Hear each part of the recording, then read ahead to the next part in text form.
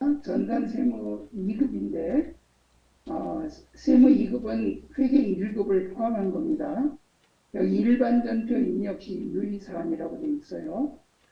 전산세무 프로그램에 분계를 입력하면 뭐 자동으로 재무제표까지 작성해 주는 건 이미 다 알고 있는 거니까 뭐 입금전표, 출금전표, 대체전표, 매입매출전표 이거는 다 공부를 했죠. 근데 여기서 이제 중요한 것이 뭐냐면 채권 채무는 거래처 코드를 꼭 입력해야 돼요. 이거는 실무에서도 마찬가지고 시험에서도 마찬가지입니다. 채권은 외상매출금, 가들어옴, 미수금, 뭐 단기대여금, 선급금, 장기대여금, 가지급금, 부도원과수표, 임차보증금. 그 다음에 채무는 그거의 반대 쪽에 그거의 반대. 그 다음에 여기 이제 유동성 장기부채가 있죠. 임대보증금, 가수금. 가수금은 가지급금이나 가수금은 이제 어떤 직원이 돈을 보내왔는데 내용을 모른다 그러면 직원 이름, 출장 갈 때 돈을 주면 또 그 사람 이름. 그 다음에 그 실무에서는 가지급금을 대표이사가 회사 돈 갖다 쓰면 가지급금으로 해요. 대표이사가 돈 갖다 쓰면 가지급금. 그 다음에 분계 시 어음의 배서양도, 어음의 할인, 카드 결제는 반드시 거래처 코드를 정확히 입력해야 돼요. 어음의 배서양도나 어음의 할인은 그 어음의 돈 줄 사람, 그러니까 발행인, 그 사람으로 거래처를 변경해야 돼요. 카드는 카드회사로 변경해야 되고, 이거 변경 안 하고, 이 거래처 입력 안 하고, 이거 변경 안 하고, 이렇게 잘못 입력하면 무조건 다 틀립니다.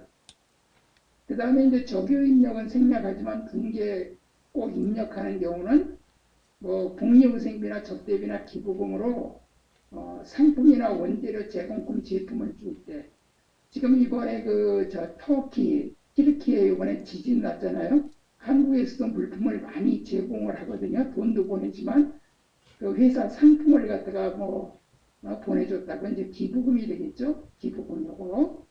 그래서 그 원재료나 상품이나 뭐 제공품은 뭐 별로 제공할 이유는 없고 제품 같은 경우 이런 경우는 적요 8번 하계정 대책을 적요란에 입력한다. 원래 상품은 팔아야 되는데 팔질 않고 다른 데로다가 보냈다. 그러니까 이제 원래 팔아야 될 거고 제품도 원래 팔아야 될 건데 이거를 이제 이렇게 복리후생비를 주거나 접대를 하거나 기부로 했다. 이래서 적요 8번을 꼭 적어야 돼요. 실무에서는 그 적요 입력은 거의 다 합니다. 근데 우리 자격증 시험 볼 때 적요 입력을 다 하다 보면 시간이 모자라요. 그래서 적요 입력은 요것만 원합니다. 요것만. 요 재고자산이 대변에 갈 때 적요 8번 적는 거 이거 하나만 하면 돼요. 적요는. 채권 채무는 이렇게 거래처 입력하고 요것도 입력하고. 그런데 FAT나 TAT 버전 프로그램 쓰는 분들 있죠. 실무에서는 예금, 적금도 은행 코드 입력해야 돼요. 그렇지 않으면 어디 은행에 예금했는지 그런 걸 알 수가 없잖아요. 그 다음에 어음도 자금관리 메뉴에서 이런 거 가드럼 지급업 내역을 입력해야 돼요. 우리는 전산회계 세무사회에서 보는 시험을 보고 요거는 공인회계사에서 보는 시험이에요. 이건 파이널 그 다음 어카운팅 테스트라고 그러고 이건 텍스 어카운팅 테스트 그래서 세무 1, 2급 이건 회계 1, 2급 파이낸셜 어카운팅 테스트 파이널이 아니고 파이낸셜 이거는 이제 재무회계랑 일반 전표할 때는 주의사항이 거래처하고 적요 8번 입력하는 거 두 개만 조심하면 되고 자 메인 매출 전표 입력은 요거는 우리 간단하게 여기 아주 굉장히 간단하게 적어놨어요. 어떤 것보다도 세금 계산서나 발행하거나 수취하면 그러면 과세, 세금 계산서가 들어가면 과세예요. 근데 매입시는 불공도 있어요. 대표이사 개인적으로 쓰거나 임원이 개인적으로 쓰거나 하는 거, 이럴 때는 이건 공제를 안 해줍니다. 불공제다 이 말이에요. 왜냐하면 사업상 지출이 아니기 때문에 적대비 지출 같은 거, 또 비영업용차, 개별 소비세 대상, 이건 사치품에 대해서 내는 거예요. 자동차 같은 거, 1000cc 초과되는 거, 아반떼나 소나타, 그랜저 이런 것들. 그 다음에 토지의 자본적 지출, 즉 토지 정지비, 건물이 있는 토지를 구입하여 새 건물 신축하려고 철거 비용. 그러면 포크레인이 와서 그 건물 철거하고 막 그러잖아요. 그런 거 부가세 내야 되거든요. 그런 거는 불공이라고 선택을 해야 돼요. 이거는 매입 시만 그래요. 매출 시는 세금계산서가 나오면 무조건 과세입니다. 그 다음에 불공은 조건이 있어요. 세금계산서 수치인 경우로서 이 불공제 사유에 해당되는 것만 불공이에요. 만약에 이 카드로 지출했다. 그럼 불공이라고 하면 안 돼요. 그냥 카과, 카면 이렇게 해줘야 돼요. 이 불공이라는 것은 세금계산서 수치고 불공제 사유에 해당하는 것만 해당이 됩니다. 그 다음에 영세율 세금계산서 발행 수치. 요거는 내국 신용장 또는 구매확인서에 의해서 세금계산서를 이런 걸로다가 물건을 사거나 이렇게 그다음에 이건 간접 수출이거든요. 이제 팔아달라고 부탁하거나 그러면 이건 영세율, 로카레이시. 요거는 이미 다 공부했던 거예요. 내국 신용장과 구매확인서. 그 다음에 계산서는 면세업종에서 발행하는 거고 발행하거나 수취하면 면세입니다. 그 다음에 간이형 수증이나 무징비 또는 간주임대료, 간주공급 시 입력할 때는 건별이에요. 간주임대료도 있고 간주공급도 있어요. 간주공급은 자계사폐, 자가소비, 개인적 소비, 사업상 증여, 폐업시장 존재와 그 다음에 간주임대료 이런 건 건별이라 해요. 건건이 팔았다. 그래서 이건 건별이에요. 증빙이 없는 경우. 간이 영수증은 기타란 영수증이죠. 우리가 현금 영수증, 그 다음에 신용카드 영수증, 그 다음에 세금계산서, 이 세 개만 부가세가 공제가 됩니다.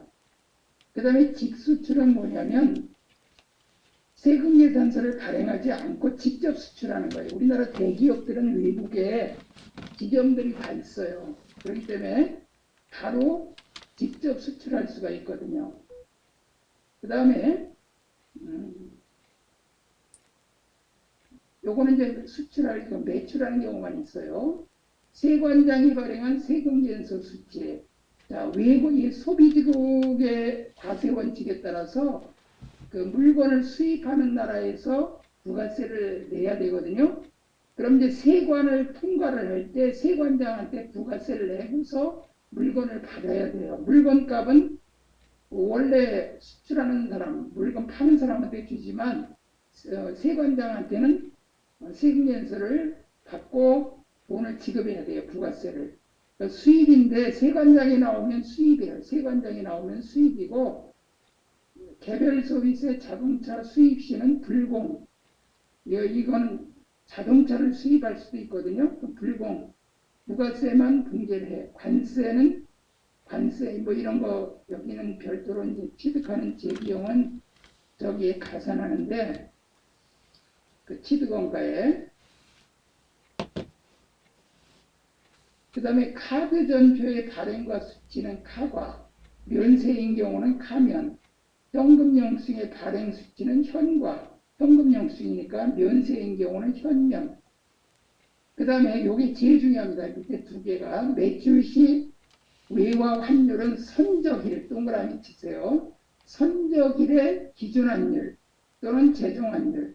기준환율이 뭐냐면 요거는 사실 때 파실 때 하고 평균 내는 환율이에요.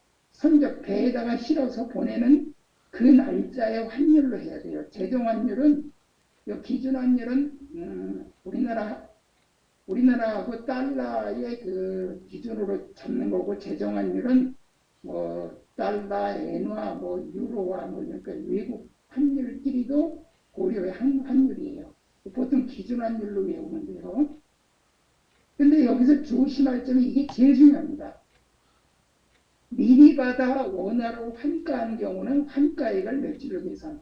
이게 계약금을 미리 받았어요. 그래가지고 한국 돈으로 그냥 환가를 해서 가지고 있다. 그러면 그걸 제품 매출로 잡아야 돼요. 그 다음에 나중에 물건을 선적할 때 환율 있잖아요. 그때 환율로 계산한 거와 미리 계약금 받은 거로 원화로 환가한 경우 요 금액하고 더해갖고 제품 매출로 잡아야 돼. 그러니까 미리 받아 원화로 환가한 경우는 환가액을 매출에 가산한다. 그 다음에 6개월 이상, 6개월을 동그라미 치세요. 6개월 이상 중간 지급 조건부. 이게 뭐냐면 돈을 6개월 이상 나눠서 지급하는 경우야. 나눠서. 완성도, 공사할 때 뭐 몇 프로 완성됐다. 돈을 나눠서 하죠. 뭐 건물 짓는데 뭐 한두 달 걸리는 게 아니죠. 보통 굉장히 많이 걸리죠. 그러니까 6개월이 넘어가면 이걸 장기할 판매, 6개월이 넘어가는 이런 것들이라든가 장기할 판매, 뭐 5년이고 3년이고 10년이고 이럴 때는 대가의 각 부분을 받을 때, 할부금 받을 때 매출을 지급합니다. 왜 그러냐면은 돈 다 받는 게 6개월 이내는 그냥 한꺼번에 다 제품 매출하고 부가세를 다 받아야 돼요. 부가세 다 내야 돼. 근데 6개월이 넘어가면 돈 받으려면 아직도 6개월 후가 돼야 되는데 그걸 거기에 10% 부가세 내게 되면 회사 돈이 부담스럽잖아. 세금 내려면 돈을 마련해야 되니까 세법에서 이거를 그 할부금 받을 때마다 그 나눠가지고 부가세를 내게끔 하기 위해서 이렇게 해준 거예요. 이 두 가지 기억해 주세요. 환가한 경우는 환가액을 매출에 가산. 6개월 이상 돈을 나눠서 받는 이런 것들은 대가를 받을 때 그때 매출로 처리한다. 자, 근데 요거는 세무이급에 해당도 되지만 회계 1급에서 배운 거예요. 여기부터가 이제 세무이급이에요. 여기부터가. 자, 다음 페이지, 2페이지. 자, 이제 국가에서 정보보조금이라고 있어요. 정부에서 보조하는 돈인데 그 두 가지가 있습니다. 상환 의무가 있는 정보보조금과 상환 의무가 없는 정보보조금. 이게 뭐냐면 이제 기계 같은 거 기계 같은 거 시설 투자하면요 국가에서 돈을 보조를 해줘요. 우리나라가 국가 예산으로 일자리 늘리려고 기업에다가 기업이 하나 기계를 새로 들여오고 뭐 이럴 때 정부에서 보조를 해주거든. 그때 상환 의무 나중에 갚아야 될 의무가 있으면 그냥 장기차 입금이야. 그럼 뭐 1년 후에 하면 장기차 입금, 거래처는 뭐 국가 기재부 뭐 이렇게 쓰겠지. 근데 상환 의무가 없는 정보보조금 이거는 우리가 그냥 갖는 거야. 그러면 보통예금 들어오고 정보보조금이고 예금 차감 계정이야. 이거는 부채가 아니에요. 그냥 우리가 갖는 거야. 예금에서 차감하는 형식이에요. 요 코드가 있어요. 104번 코드인가 그래. 정보보조금이. 요거 코드는 이제 실기할 때 배우면 되고 상환 의무가 없는 정보보조금으로 이제 기계를 샀어. 그럼 기계당치 보통예금. 그럼 이 정보보조금 예금 차감 계정을 없애주고 유형자산 차감 계정으로 이렇게 바꿔줘요. 정보보조금이 없어지고 유형자산 차감 계정으로 바꿔줍니다. 자, 그 다음에 결산시 상각액을 감가상각에서 정보보조금을 나누어 없앤다. 예를 들어 내용연수가 5년이야. 정보보조금이 지금 1,000만 원 있었잖아요. 5년 나누면 200만 원씩이야. 그러면 정보보조금을 이 유용자산 차감 계정을 200만 원씩 5년 동안 나눠서 차변에 보내서 없애주고 대신 감가상각에서 줄여주는 거예요. 왜냐하면 여러분들 감가상각을 하게 되면 비용이 늘어나니까 순이익이 적게 되겠죠. 순이익이 줄어들면 세금을 적게 내잖아.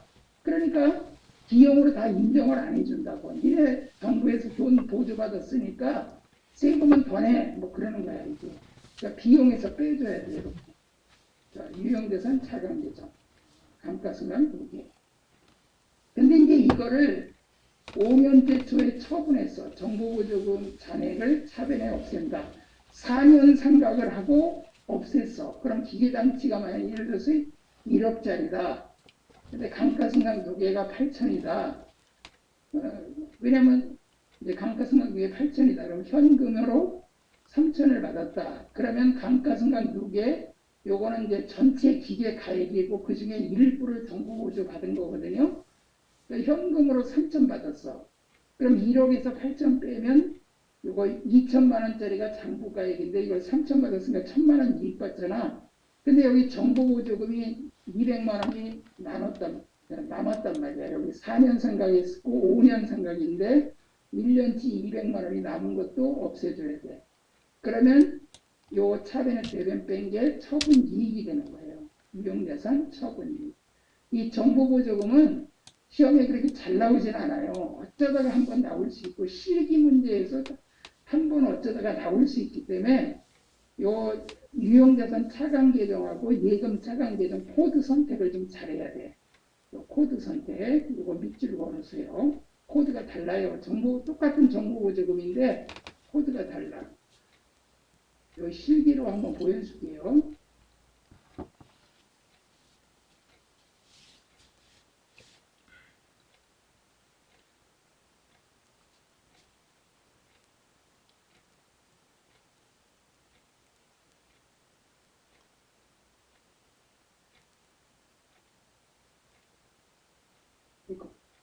네, 늦추면 안 되죠.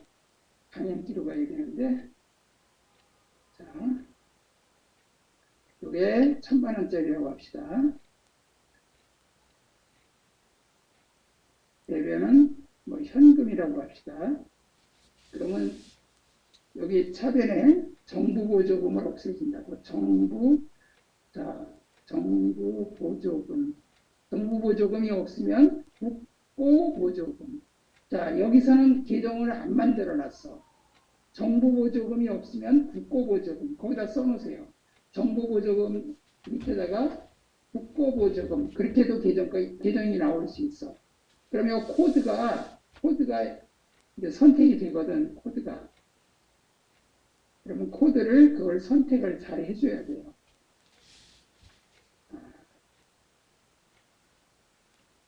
자, 그 다음에 이제 사채이자. 자, 이 사채는 회계 1급에서 거의 안 다뤘습니다. 사채는 뭐냐면 그 회사가 돈을 빌리되 장기간 빌리는 거예요. 장기간. 그러니까 이제 사채권이라는 증권을 발행해서 빌리는 거예요. 사채권이라는 증권, 이게 이렇게 종이 쪽지가 있어요. 그럼 그걸 팔아요. 증권시장에서. 그래서 이제 사채를 발행할 때 사채가 이제 할인 발행이 있고 할증 발행이 있어요. 보통 할인 발행이 많아요. 왜냐하면 이자를 조금 주거든. 근데 시중에 금리는 더 높으면 사람들이 잘 안 살라 그러니까 싸게 발행해. 그럼 싸게 발행하는 만큼 이자를 미리 줬다고 생각하는 거야. 그래서 여기에 보면 요 분계 예를 봅시다. 사채 1,000만 원 발행가의 요금액이라고 합시다. 그 다음에 유효이자율법으로 생각한다. 네, 이렇게 돼 있어요. 사채를 발행했어. 근데 사채를 발행하면 여기 발행이 안 나왔는데 문제가 자 사채 발행하면 대변의 사채 1,000만 원. 그 다음에 여기 분계는 없어요. 발행가의 분계는 대변의 사채 1,000만 원, 차변에 보통 예금 945만 5천 원, 그 다음에 사채 할인 발행 자금 54만 5천 원 이렇게 발행을 했었다고. 근데 이제 이자를 줘야 될 거 아니야. 이제 12월 말일날 이자 준다 그러면 이 유효이자율이 있고 액면이자율이 있거든. 요 유효이자율법으로 생각을 하는데 여기다 써놓으세요. 유효이자율에다가 시장이자율,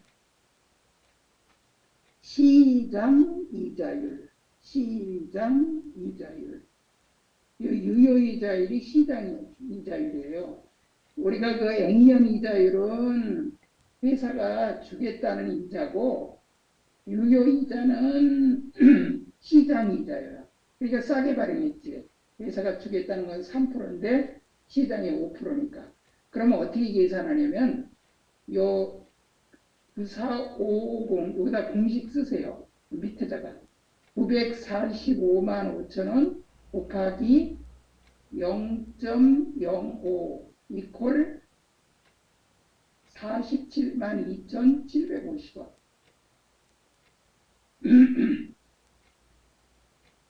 유효이자율은 발행가액에다 곱합니다. 발행가액에다 곱해요. 이 94550 여기다가 5%를 곱해요. 이거 원래 사채는 요 계산하는 거 이런 거는 시험에도 잘 안 나와요. 근데 세무 2급에서 이거 배우고 넘어가야 돼. 요거 이자 주는 거 정도 뭐 이런 거는 나올 수 있으니까. 세무 1급에는 이건 뭐 단골로 나오는 거고. 자, 94550 곱하기 0.05 하면 바로 요거 이자 요게 나와요. 47만 2,750원. 그래서 그거를 사채 이자로 분기한다고. 그런데 여기 액면 이자율이 3%잖아? 그럼 여기 1,000만 원에 3%니까 30만 원이야. 그럼 현금으로 30만 원을 줬어. 그러면 사채 이자를 더 계산했잖아? 그거만큼을 사채 할인 발행 차금이라고 해서 요거를 상각을 해주는 거야. 사채 할인 발행 차금을 없애주고 사채 할인 발행 차금 상각이라고 하지 않고 사채 이자라고 합니다. 거기다 그냥 왜냐면 싸게 발행한 것만큼 이자 준 거니까 그냥 이자에다 보태버리는 거야. 그래서 이렇게 되고 만약 사채 할증 발행 차금을 상각 시에는 사채 이자 지급액에서 차감한다.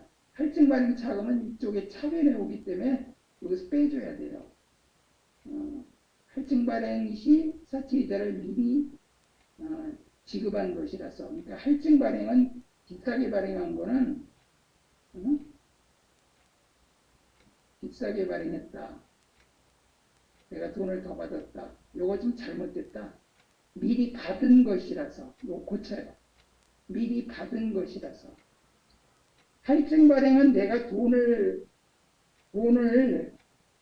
더 많이 받은 거거든요. 더 많이 받은 거기 때문에 요거는 그 이자를 내가 받은 거야. 그렇기 때문에 사채 이자에서 차감해 줘야 돼. 미리 받은 것이라서. 여기에 할인 발행이 미리 지급한 거지.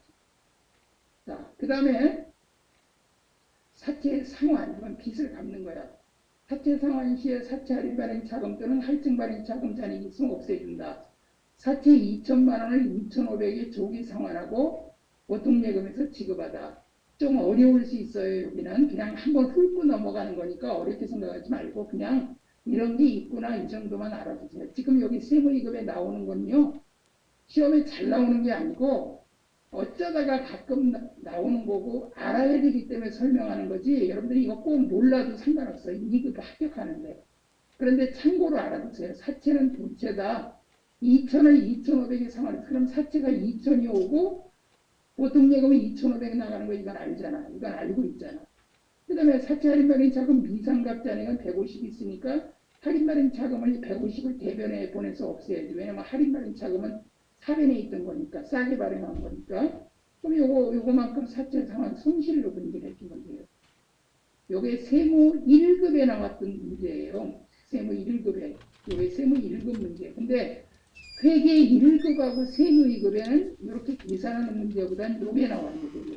요 위에 사채 할인 발행 차금 상각액은 매년 증가하고 할증 발행 환입액도 매년 증가하고 요 증가자 외우세요. 요게 이론으로 객관식으로 나올 게 좀 일반적이야. 요 분계보다는 요게 많이 나와요. 매년 상각액은 증가돼요. 왜 증가되냐면 요 할인 발행 자금을 여기다 이제 그 발행가액에다 계속 더해가지고 유효이자율을 곱하니까 다음에는 요 금액을 여기다가 더한 금액에다 5% 곱하니까 상각이익은 매년 증가해요. 환입액도 매년 증가해요. 그리고 사채이자의 장부가액은 매년 증가로 액면가액과 일치되고 이거는 액면가액과 감소로 일치하고 요거는 여러분들 헷갈리니까 지금 하지 말고 요거 증가한다 요거 하나만 외우세요. 자, 뭐 한다? 증가한다. 증가한다. 요거 하나만 외우세요. 자, 요거는 회계 1급에서도 시험에 나오는 거예요. 요거는 매년 증가한다. 회계 1급범입니다. 지금 세무 2급범위가 아니에요. 요거는 세무 2급범이지만 요거는 회계 1급범이에요. 매년 상각이든 환입액이든 이건 매년 증가한다. 이거 하나만 외우세요. 이거 하나 외우고 요 위에 건 실기할 때 다시 할 거니까 그렇게 알아두시고, 자, 그 다음에 혹시 여러분한테 빌딩 유산으로 남겨준 사람, 혹시 여기 빌딩 중 있어? 빌딩 같은 사람 있어? 여기에? 자, 여기 보세요. 3번 재평가인여금. 이게 뭐냐면, 자, 여러분들이 여기 지금 공부하는 이 건물이 이 서현역에서 제일 오래됐대. 이 건물이 제일 오래됐대. 그러면 옛날에 지을 때는 내가 볼 때 한 10억 정도 주고 지었을 것 같아. 근데 지금 이 건물을 얼마 하냐면 내 생각으로 한 100억쯤 할 것 같아. 우리 지금 깜짝 놀래네. 이 건물이 지금 10억 주고 지었는데 제일 오래됐다니까 몇십 년 됐을 거 아니야. 그러면 지금 이 건물이 100억쯤 간다고 지금. 나도 건물 하나 가질 걸. 그러니까 금수저면은 빌딩도 물려받고 땅도 물려받잖아. 세상에 뭐 3살짜리가 뭐 땅을 엄청 많이 또 가지고 있다고 뉴스에 나오지? 그러니까 여러분 부럽죠? 부러워할 필요 없어. 나는 우리나라 이 전 세계 지구보다 더 많은 땅을 난 가지고 있어. 우리 아버지가 되게 부자야. 엄청난 재산을 가지고 있어. 천국 가면은 뭐 금으로 그냥 포장된 집을 살 거야. 난 내가 천국 가면 예수 믿고 천국 가면 아주 거기에 빌딩이고 뭐 건물이고 그냥 집이 뭐 100층짜리도 있고 그냥 뭐 바닥이나 금이야. 유리바닥. 그러니까 걱정하지 마. 이 세상에서 빌딩 안 가져도 예수 믿고 천국 가면은 여러분들 건물을 엄청난 건물을 뭐 가지고 있고 영원히 사니까 부러워할 거 없어. 자, 근데 이 재평가인여금이 그거야. 기타 포괄성이 6개인데 정기적으로 3년에서 5년 회계 기말에 유형자산 전체를 재평가해요. 근데 이제 유형자산 재평가 시 가격 상승 시 재평가 잉여금으로 처리한다. 자, 여기 보세요. 여기가 토지가 잔고가액이 2억짜리야. 토지를 2억 주고 샀거든. 근데 이제 3억 5천으로 지금 올라왔어, 가격이. 그럼 재평가 해야 될 거 아니야. 그럼 토지값을 1억 5천을 올려주고 이걸 재평가 잉여금이라 그래. 요 기타 포괄손익 누계에서 우리 매도관의 주권 평가손실 평가 이익만 배웠잖아. 근데 재평가 잉여금도 기타 포괄손익 누계에 속돼요.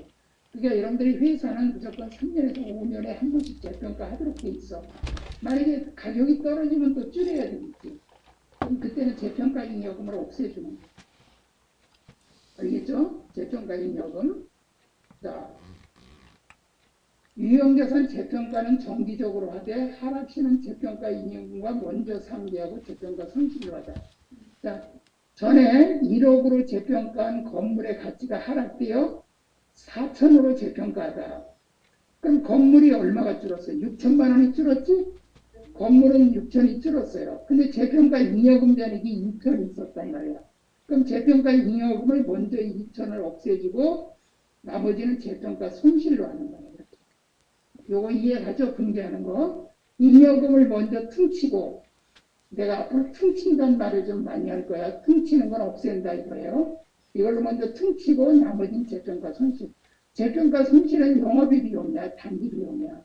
재평가 잉여금은 기타 포괄손익에 자본에 속하는 거고 재평가 손실은 단기 손실이에요. 여기. 가격 하락시는 재평가 손실 단기 손실로 처리하고 이후 재평가 시 가격 상승 시는 이걸 참고로 하는 거죠. 자, 이후 재평가 시 가격 상승 시는 이전에 재평가 손실로 처리했던 금액만큼 재평가 이익으로 처리하고, 그러니까 이 손실로 이렇게 처리했었잖아. 이렇게 했는데 이게 건물이 다시 값이 올랐어. 그럼 이 값이 오르면 이 재평가 손실로 처리한 것만큼을 재평가 이익으로 단기 이익으로 계산하라는 거야. 그러니까 재평가 손실로 해서 작년에 이제 비용으로 들어갔는데 올해 어? 이익이 났다. 그럼 재평가 손실을 먼저 없애주고, 이게 아니, 없애주는 게 아니고, 재평가 이익으로 하고, 왜냐면 재평가 손실은 전기하면 그걸로 끝나잖아. 비용 수익은 손익계산서에서 끝나고, 2차 기월이 안 되잖아. 그러니까 그만큼 재평가 손실로 하고, 이후 재평가 시 가격 상승 시는 이전에 재평가 손실을 처리했던 금액만큼 재평가 이익으로 하고, 나머지를 재평가 잉여금으로 처리한다. 그러니까 유형자산 제거 시 재평가 잉여금 잔액을 이익잉여금으로 대체한다. 그러니까 유형자산을 팔아버렸어. 근데 잉여금이 남았어. 그럼 이거 남은 거는 이익잉여금으로 보내준다. 자, 그래서 이 재평가는 집이나 토지가 재평가되면 재평가 잉여금으로 하고, 이걸로 메꾸고도 모자라면 손실로 하고, 그 다음에 손실로 했다 이익 남은 요 손실만큼으로 처리한 것만큼 재평가 이익으로 하고 나머지 재평가 잉여금으로 한다. 자, 그 다음에 이제 손상차손이라는 말이 나와. 이거 회계 1급 책에도 있어요. 손상차손이 뭐냐면 엄청나게 손해본 경우야. 예를 들면 유형, 무형 자산의 매각 가치나 사용 가치가 급격히 하락한 경우에 손상차손으로 처리한다. 자, 여러분들 백신 몇 차까지 맞았어? 3차까지 맞았어? 이번에 새로 나온 백신 있잖아. 하나님이 그냥 싹 없애버렸어. 옛날부터 그 전염병을 딱 천사들이 퍼뜨렸다가 나중에 구약 성경의 모형으로 사람들을 죽였다가 그 다음에 이제 회개하고 돌아오면 이제 연병을 싹 없애버린다고. 그러면 화이자나 모더나 백신이 어때? 이제 필요 없게 되지. 필요 없게 되잖아. 그러면 그 특허권 있잖아요. 특허권. 이 특허권이 그 모더나나 화이자의 그 특허권이 없게 돼 이제 쓸모가 없어지잖아. 그럼 그게 손상차손이야. 어? 이제는 그 특허권이 이제 가치를 발휘를 못하는 거야. 여러분들 그 혹시 그 약의 제약의 제약 약 있잖아. 특허권 몇 년인 줄 알아요? 10년이야, 10년. 10년 지나면 복제약을 할 수 있어. 한국이 그 모더나나 화이자를 앞으로 그 나온 날로부터 10년 후에는 한국에서도 만들 수 있어. 복제약을. 특허권을 없애주고 그냥 무형자산 손상차손. 손상차손 그래요. 그냥 갑자기 하락해서. 그러니까 모더나나 화이자의 특허권이 있는데 쓸모가 없어졌어. 그럼 그냥 손상차손으로 하는 거야. 뭔 말인지 알겠죠? 가격이 급격히 하락해버리면 이렇게 해버립니다. 그 다음에 이제 5번 운영리스. 혹시 제주도 놀러 갔던 사람 있어? 아, 우리 집에 운영리스야. 이게 운영리스. 이게 뭐냐면 운영리스는 뭐냐면 그냥 빌려 쓰는 거야. 여러분들 저기 그 정수기라든가 복사기 집에 다 빌려 쓰고 내잖아. 그 사용료내죠. 정수기. 그거 다 임차료로 분제해. 지금 리스죠. 근데 운영 리스 말고 금융 리스가 있어. 그 앞에다 적어놔. 금융 리스. 금융 리스. 여러분들 이 금융 리스가 뭐냐면요. 자, 우리 승하시의 신용 자기 거가 되는 거예요. 그게 금융 리스예요. 리스는 두 가지가 있어. 운영 리스와 금융 리스. 그래서 여기는 운영 리스는 임차료로 하고 그 금융 리스는 그 리스 자산이라는 자산 계정으로 처리합니다. 그거는 좀 수준이 높은 그 급수에 속해요. 그건 세무 1급에서도 그 위에 단계야. 그거보다도. 자, 그 다음에 이제 요게 중요합니다. 요건 시험에 나와요. 6번, 7번, 8번은 빨간색으로 표시했죠. 제가 이 프린트를 칼라로 해드린 이유가 뭘까요? 가독성을 좀 높이자. 이 프린트는 전기 오류 수정 손익이 중대한 거. 이게 뭔 소리냐면 사람이 하다 보면 빼뜨릴 수가 있죠. 작년에 비용이나 수익을 계상을 해야 되는데 작년에 이걸 깜빡 잊고 못한 거야. 근데 이걸 금년에 발견했어. 그럼 어떻게 해야 돼? 수정해야죠? 수정을 해야 돼. 전기 오류 수정 손익이 중대한 것. 그럼 중대하다 그러면 이익여금의 가감 더하고 빼고 300번 코드로. 그러니까 중대하게 하는 오류는 900번. 이건 영업의 비용, 영업의 수익이야. 그래서 회계 기준에 위반한 회계 처리. 우리나라 그 기업회계 기준이 있거든요. 그 다음에 회계 측정의 오류.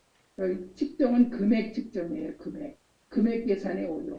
회계 처리 누락, 빼뜨린 거야. 또는 잘못 처리. 중대한 오류는 전기 재무제표를 다시 작성해야 돼. 근데 여기 이거 시험에 실제로 나왔었거든.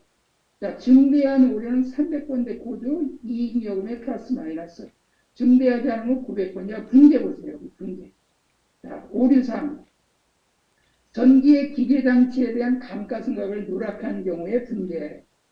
그러면 전기 오류 수정 손실. 그 다음에 감가상각 누계. 이건 300번대 코드야. 그 다음에 중대하지 않은 오류는 962번. 자, 이거 보여줄게요.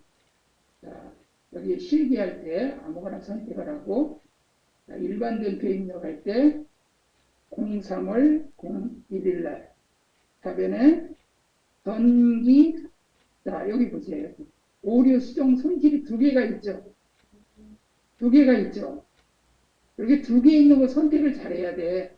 요 300번대 코드는 자본에 속하는 거야. 이건 중대한 오류고 중대하지 않다 그러면 요걸 선택해야 돼.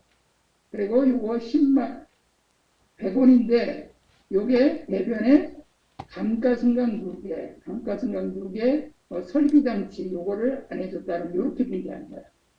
무슨 말인지 알겠죠? 중대하지 않으면 몇 번이라고요? 900번대. 중대하면 몇 번? 300번대. 요걸 기억해 두세요.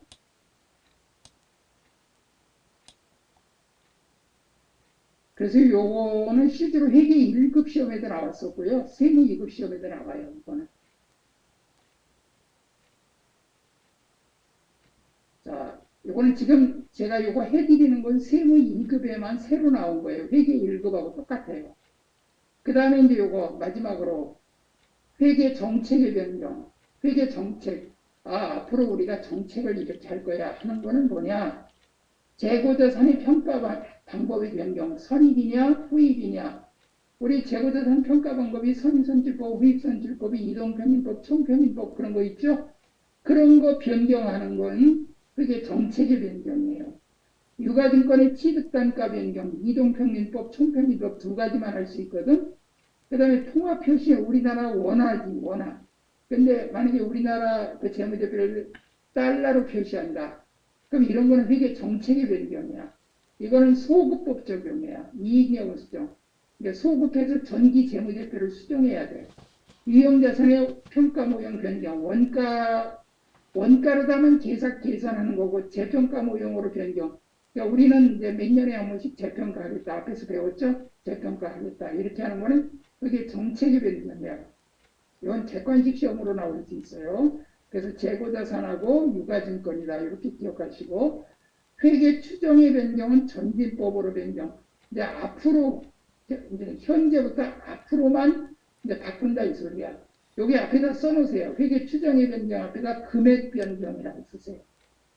정책은 그냥 그의 글자 그대로 뭐 선입을 할 거냐 후입을 할 거냐 이거고 회계 추정은 금액의 변경이야. 뭐 감가상각의 뭐 대손 추정이나 재고자산 뒷부화가 뭐냐 구식화 그다음에 우발채 뭐 보증을 섰다가 뭐 그렇게 될지 안 될지 뭐 상품 보증채 뭐 AS채 뭐 이런 경우는 요거는 회계 추정의 변경이라는 거 알아두세요. 이런 거 나오면 그 다음에 이게 정책 변경과 추정 변경이 동시에 이루어진 경우 누적 효과는 정책 변경 누적 효과를 우선적으로 계산한다. 그러니까 정책이 먼저야. 정책이 동시에 나올 땐 정책 변경으로 하고 그 다음에 누적 효과를 합리적으로 결정하기 어려워. 이게 정책의 변경인지 추정의 변경인지를 모를 때는 그냥 추정의 변경 전진법으로 한다. 애매할 때는 추정의 변경으로 하고 그 다음에 동시에 나올 때는 정책의 변경을 한다. 이 정도만 알아두시면 돼요. 여기까지가 전산세무 2급에 새로 나오는 것들은 다 했어요. 이제는 회계 1급하고 똑같아요. 그 다음에 여기 프린트 요거 나온 거 있죠. 그 다음 프린트 7조까지 요거는 회계 몇 급이냐 요거는 회계 1급에서 나왔던 겁니다. 여러분들이 참고로 공부하세요. 그 다음에 여기에 요거 있죠. 요거 7조 요거 요 퉁치는 거 요거 잔액이 있으면 할인 발행 차감 있으면 퉁치고 나머지만 추가 공부하고 요거 공부하세요. 7조까지. 자, 그리고 나서 이제부터는 요거 부가세 부속명세서가 10가지가 나오는데 이거는 가성비가 떨어지니까 3점짜리야. 여기는 솔직히 요건 틀려도 3점에서 여기 요거 소득세. 자, 잠깐 쉬었다. 주석 5가지가 있다.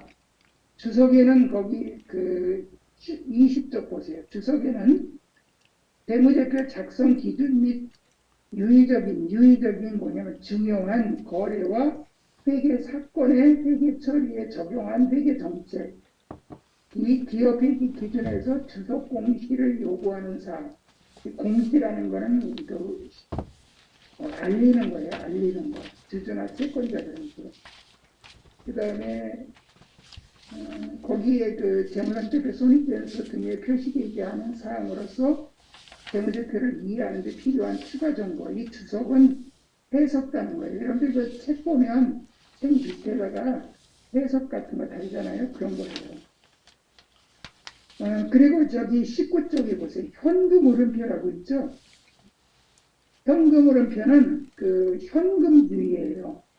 거기 현금 흐름표에 2개 쓰여 보이니까 현금주의로 작성한다. 동그라미 치세요. 현금주의로 작성한다. 현금주의로 작성한다. 그러니까 이거는 순전히 현금이 들어오고 나가는 걸 위주로 작성하는 거예요. 그래서 5가지 종류가 시험에 나올 수 있고요. 그 다음에 20쪽 보세요. 재무상태표 작성. 이거 제일 처음에 기초 배울 때 배웠던 건데 한번 훑어보는 거예요. 여기서도 객관식으로 하나 나올 수 있으니까 재무상태표 작성 기준은 항목의 구분과 통합. 중요한 건 구분하고 중요하지 않은 건 통합한다. 그 다음에 총액으로 표시하고 1년 기준으로 유동과 비유동을 구분하고 유동성 배열법, 유동자산, 유동성이 큰 거부터 배열하죠. 현금부터. 그 다음에 잉여금은 자본이여금과 이익이여금으로 구분하죠. 그 다음에 미결산 항목 표시금지, 가지급금, 가수금 그런 거는 그 내용을 나타내는 적절한 계정으로 표시합니다. 그 다음에 재무상태표 1 후에 발생한 사건, 재무상태표 1에다가 적어 놓으실래요? 재무상태표 1에다가 12월 31일로 적었어요. 표가 사실상 확정되는 날 거기다 적으세요. 주주총회 날. 주주총회 날 사이, 3개월, 보통 한 2개월, 3개월 걸리거든요. 사이에 발생한 기업의 재무상태에 영향을 미치는 사건을 말하며 재무제표 수정을 요하는 사건과 수정을 요하지 않는 사건으로 구분된다. 손익계산서 작성 기준에 발생주의, 비용에 거기다 쓰세요. 발생주의에다 비용을 쓰고요. 비용. 주로 비용. 수익과 비용은 발생한 기간이니까 수익도 발생 기준, 비용도 발생 기준이지만 주로 이제 비용을 위주로 하고 수익은 실현주의예요. 수익 동그라미 실현주의. 왜 수익은 실현될 것만 해야지 실현이 안 될 거 하게 되면 세금만 많이 내잖아. 그 다음에 수익, 비용, 대응의 원칙. 여러분들 매출액에서 매출원가를 빼면 매출 총이익이 나오잖아요. 그거예요. 그 다음에 총액주의는 수익, 비용은 총액으로 기재한다. 그 다음에 구분계산, 매출 총이익, 영업이익, 법인세차감전 순이익, 당기순이익 뭐 이런 식으로 표시한다는 거고, 환급금액의 표시는 부로다가 표시한다 그랬고요. 자, 이제 21쪽의 밑에 요거는 이제 그냥 계속기업이다 나와 있고, 계속기업은 회사를 계속 한다고 가정하는 거예요. 경영진이 기업을 청산하거나 경영활동을 중단할 의도를 가지고 있지 아니하거나 뭐 중단 외에 다른 현실적 대안이 없는 경우가 아니면 계속기업을 이거 다 필요 없고요. 그냥 계속기업이라 그러면 회사를 세우면 내가 계속 영업한다고 가정한다 이 말이야. 근데 폐업하는 건 어쩔 수 없이 폐업하는 거지만 그렇지 않으면 계속 한다고 가정하고 재무제표 작성 책임과 공정한 표시 및 주소 요거는 시험에 한번 나온 적 있어요. 재무제표 작성과 표시에 관한 책임은 경영진 동그라미 찍어요. 경영진한테 책임이 있어요. 왜 그러냐면 사람들이 책임을 묻는 거는 경영진한테 책임을 물어요. 그 다음에 재무제표 항목의 구분과 통합. 여기 이제 구분하거나 통합해서 표시한다. 그 다음에 뒤로 넘어가고요. 비교 재무제표의 작성. 전기와 단기를 비교하게끔 작성합니다. 그 다음에 재무제표 항목의 표시와 분류의 계속성. 이거는 재무제표 항목의 표시는 뭐 전기, 단기, 차기 뭐 계속 똑같은 계정을 써야 돼요. 분류를 하는 것도 계속 이어가야 돼요. 재무제표 보고 양식. 근데 보통 재무제표 양식은 그 재무제표의 명칭이라든가 그다음에 기업명, 보고기간 종료일 또는 회계기간, 통화나 금액 이런 거. 자, 이제 그리고 재무제표 특성과 한계. 이거는 회계 맨 처음에 할 때 했던 건데 재무제표는 화폐 단위로 측정된 정보를 주로 제공하고요. 화폐 단위로 표시하겠죠. 그 다음에 재무제표는 대부분 과거에 발생한 거래나 사건에 대한 정보를 나타내요. 과거, 지난 거. 재무제표는 추정에 의한 측정치를 포함한다. 추정에 의한 측정치. 추정으로 한다 이 말이죠. 감가상각이나 대손상각 거기다 써놓으세요. 감가상각, 대손상각. 자동차를 여러분들이 샀는데 5년 상각이다 그러면 1년에 뭐 얼마씩 상각이 됐다. 이건 대략 추측이야. 추정에 의한 게 있어요. 대손상각도 얼마가 대손충당금 설정하는 것도 얼마가 뜯길지 모르거든. 대략 추측하는 거예요. 그 다음에 4번이 또 중요한데 재무제표는 특정 기업 실체에 관한 정보를 제공하며 산업 전반 또는 경제 전반에 관한 정보를 제공하지 않는다. 특정 기업 실체, 예를 들면 삼성전자에 관한 정보를 제공하며 삼성전자 것만 제공하지 그 외의 거는 제공 안 해요. 그 다음에 재무회계의 개념 체계, 재무제표의 기본 과정, 회계 공준. 요거는 이제 기본적으로 알아둬야 돼요. 기업 실체의 과정. 자, 기업은 주주와 경영자와는 별개로 존재하는 하나의 독립된 실체라는 걸 말한다. 연결 재무제표 작성하는 거. 삼성전자가 이계용이나 주주들하고는 별개라 이 말이죠. 22쪽이에요. 맨 밑에 계속기업의 과정. 기업은 한 번 세워지면 계속 영업한다고 보는 거예요. 그럼 이거는 이제 역사적 원가주의의 근거라고 되어 있고, 기간별 보고의 과정.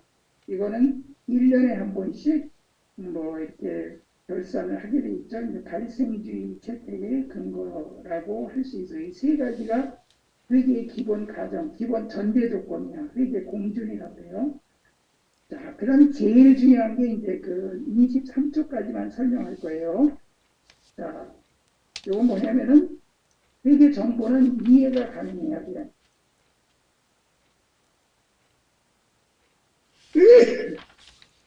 이해가 가능해야 돼요. 이해할 수 없는 그런 말로다 써서는 안 돼. 그 다음에 목적 적합성, 목적에 적합해야 돼요. 목적에 적합하려면 예측을 할 수 있어야 돼.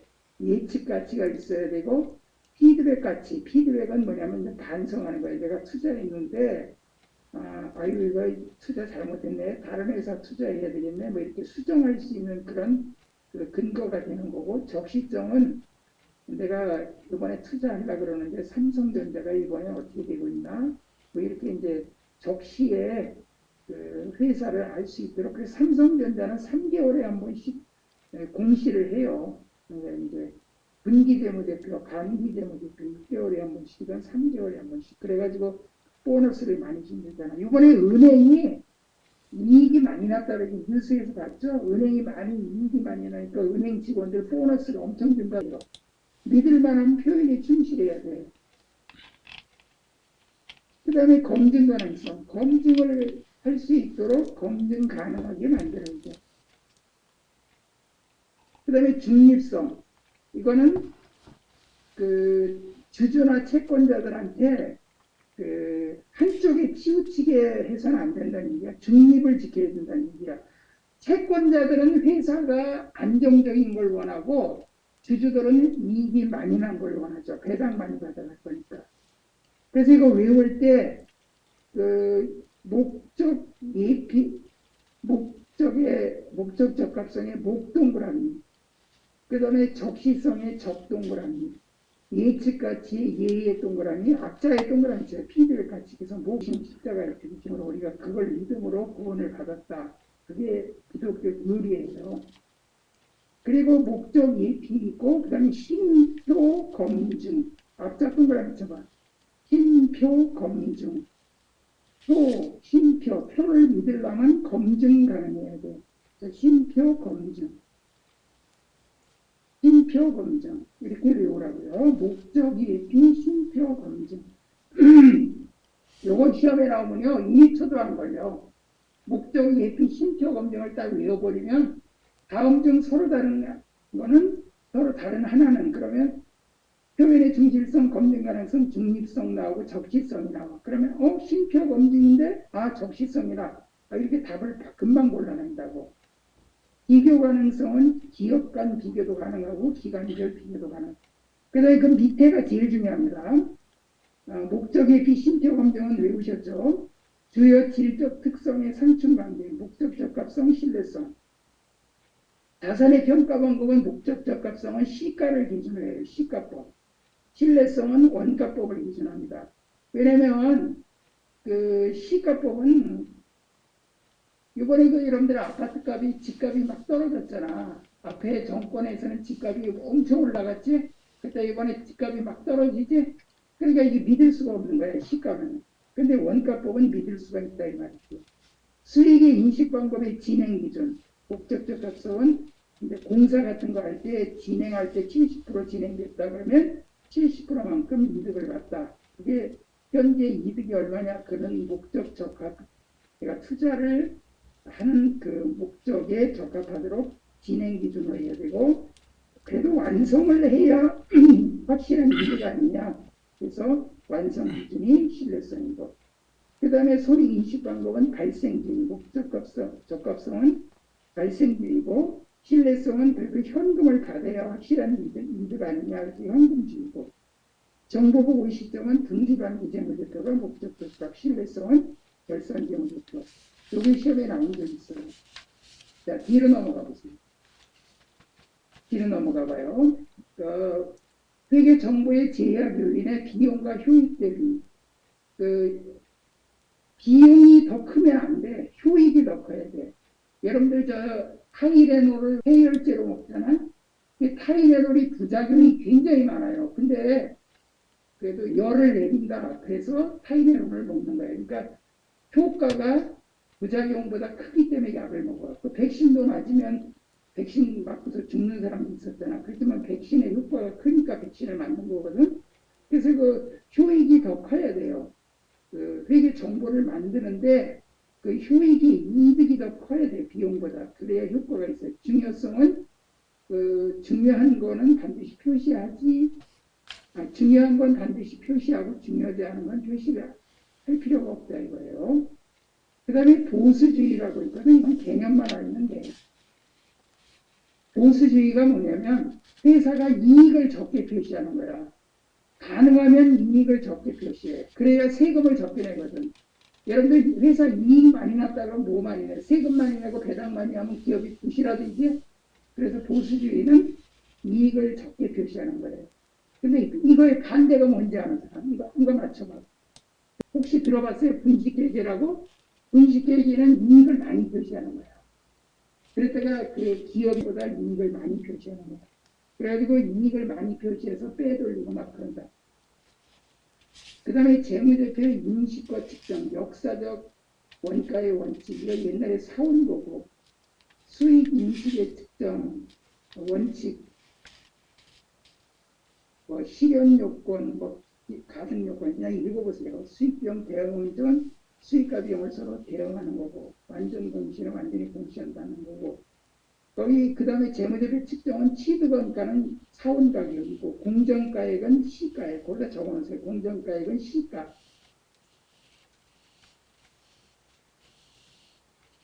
그 다음에 나머지는 참고로 읽어보세요. 뒤로 넘어가서 이제 할 거 없어. 그러면 여러분들 64쪽부터